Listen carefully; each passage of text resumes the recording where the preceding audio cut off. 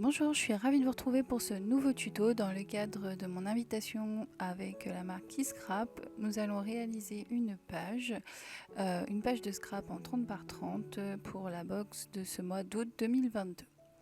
Alors pour réaliser cette page, j'avais juste envie de mettre en avant la petite carte de Project Life qu'il y avait sur l'une des pages. Donc c'est celle avec le gros appareil photo. Donc j'ai découpé la carte et j'ai détouré l'appareil photo. Donc là, juste un petit peu de découpage pour le moment.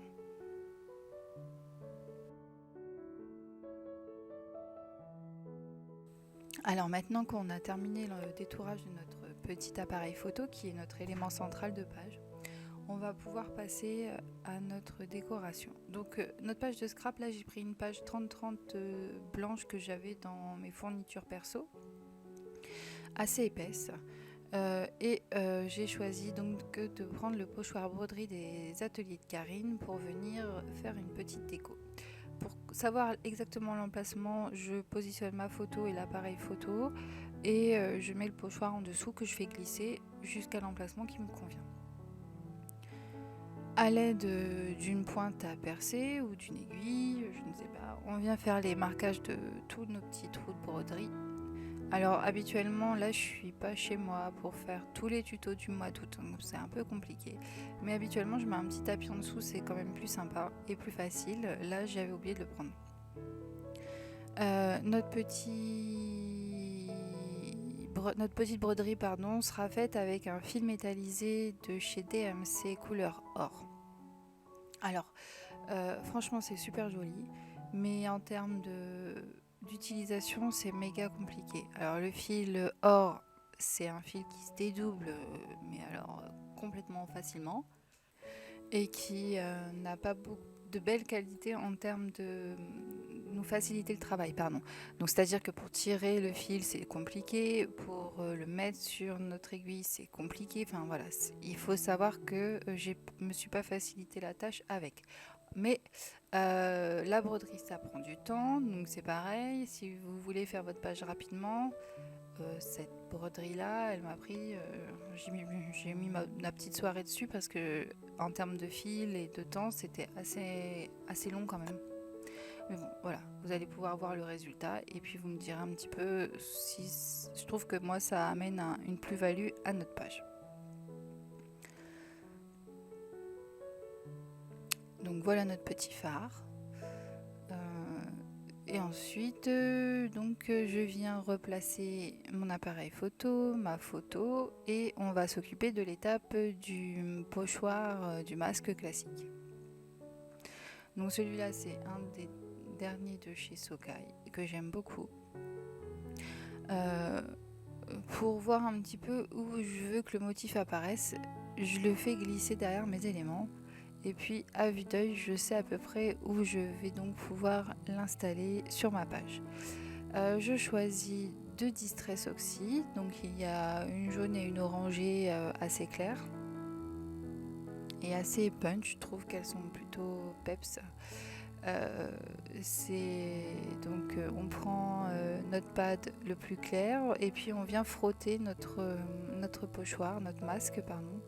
Et ensuite on fait la même chose pour cacher le blanc restant avec le deuxième pad plus foncé, comme ça la couleur foncée absorbe la claire et ça salit pas réellement le pad.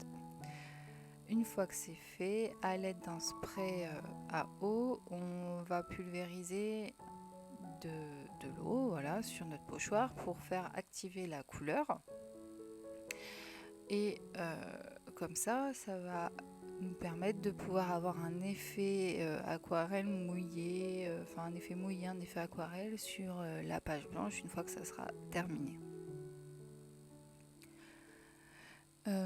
Donc là on va replacer notre feuille et puis là c'est à vue d'œil mais après vous pouvez vous faire un petit repère, hein.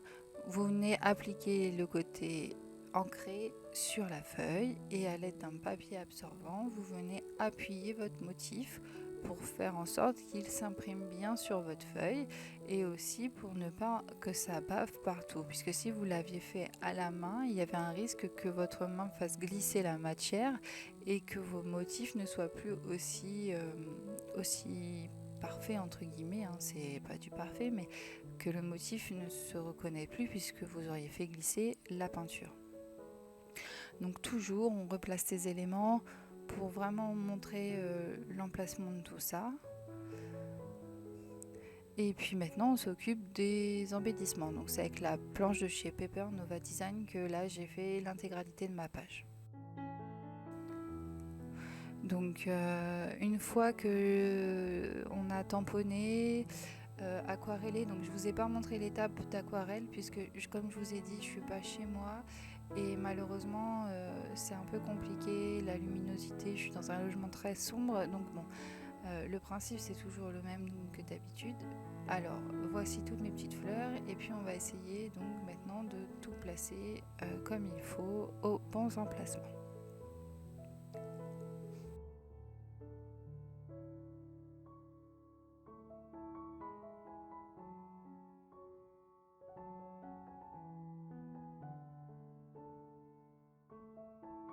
Donc là, ça me paraît pas trop mal, donc je vais commencer par coller les éléments ensemble, mais pas à la page. C'est-à-dire que les fleurs et les feuillages, je vais les imbriquer et les coller ensemble sur l'appareil photo, devant, derrière, voilà. Mais je ne colle toujours pas l'intégralité sur ma page puisque je n'ai pas terminé. Et jusqu'au bout, je vais essayer de garder un maximum de mobilité pour rajouter des éléments et pour vraiment coller quand je serai sûre que tout est terminé et que je rajouterai rien de plus.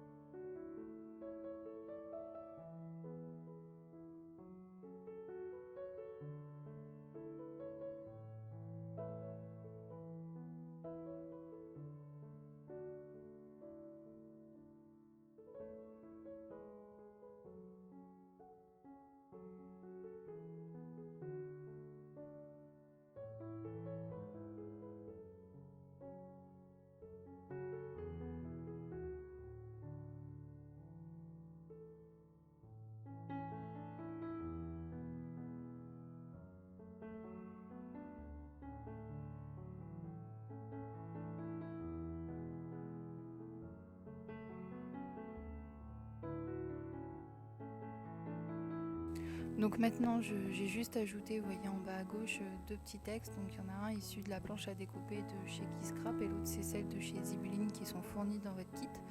Le petit mot voyage que j'aimais bien et qui se prêtait assez bien à cette photo de la Grèce. J'ai un peu du mal. Voilà, donc une fois que ça c'est terminé, j'ai une dernière petite étape avant de coller le tout. Dans votre kit, il y a une planche de stickers masking tape, j'appellerais ça comme ça. Et donc j'ai pris deux petites bandes que j'ai arrachées à la main pour donner cet effet sur le côté de pas très net et que je trouve plus joli que de couper droit pour une photo en tout cas. Donc j'en place un au-dessus et un en dessous comme ceci et puis je les colle et voilà.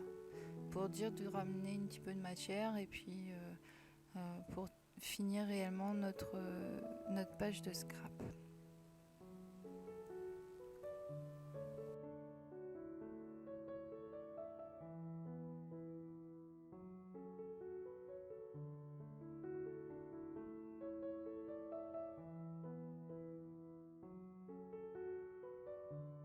Donc ce petit tuto est terminé, il ne reste plus qu'à coller l'intégralité des éléments sur votre page. J'espère que ce petit moment passé ensemble vous aura plu et puis que vous nous ferez de jolies pages de scrap. Quant à moi, je vous dis à très bientôt pour un prochain tuto. Bye bye.